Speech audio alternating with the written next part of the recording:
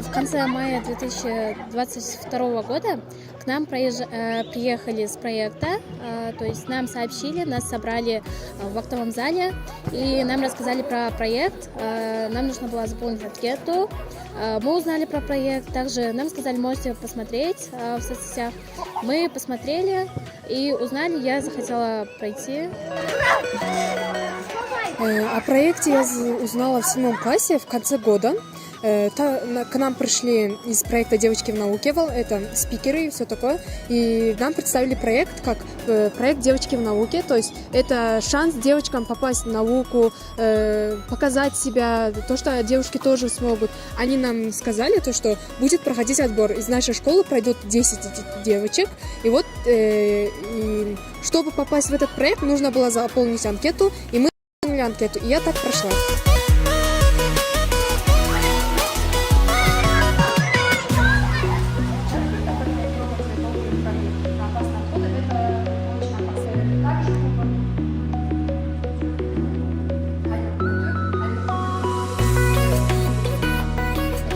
Проект «Девочки в науке», и этот проект вообще, девочек в науке мало, из-за чего он называется «Девочки в науке».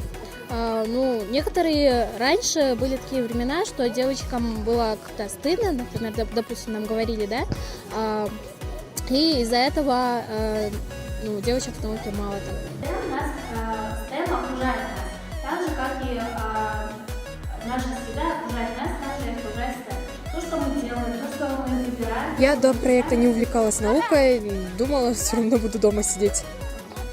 А вот после проекта я начала увлекаться биологией, теперь я хочу стать хирургом или дизайнером каким-нибудь. Я недавно была на эко-хакатоне, и нам там учили разным навыкам, и вот мне именно понравился навык дизайнера.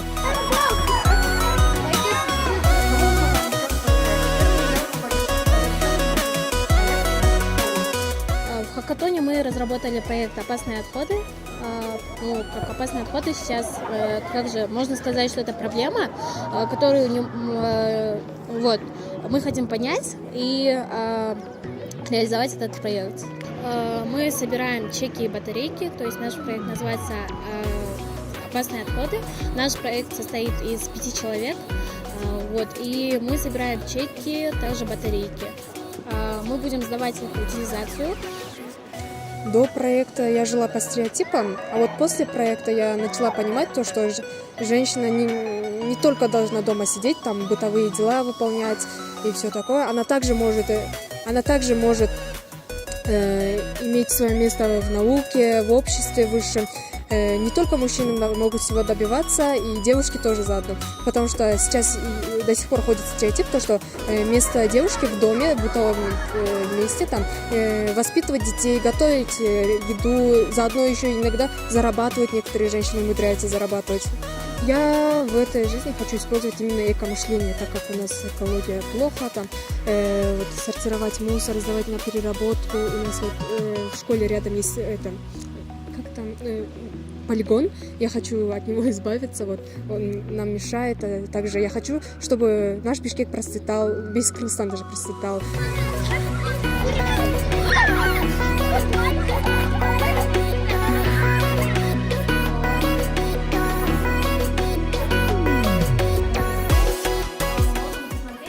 Потому что когда я сначала рассказала про проект, я же спрашивала разрешение, можно я напишу анкету, то есть они относились, напиши, то есть они не понимали полностью про проект, и когда уже мне сказали, что я прошла, нам нужно было родителей собрать в актовом зале, и тогда моя бабушка приехала и узнала про проект, и она сказала, хорошо, молодец.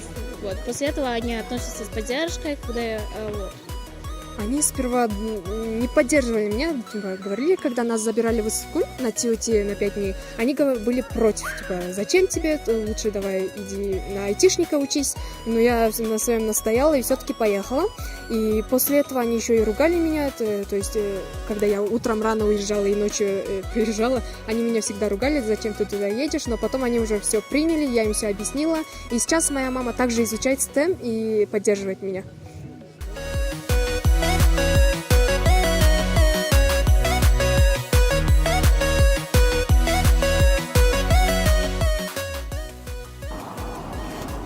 девочки, не бойтесь, всегда развивайтесь, изучайте, выбирайтесь. И стереотипы — это просто слова, которые ничего такого не значат, поэтому изучайте больше, развивайтесь и не бойтесь. Я думаю, хоть каждый день по 1% изучать, куда хочешь поступить, это всегда развиваться. Не думаю, что хорошо жить в стереотипах, так что ломайте свои стереотипы и всегда будьте выше этих.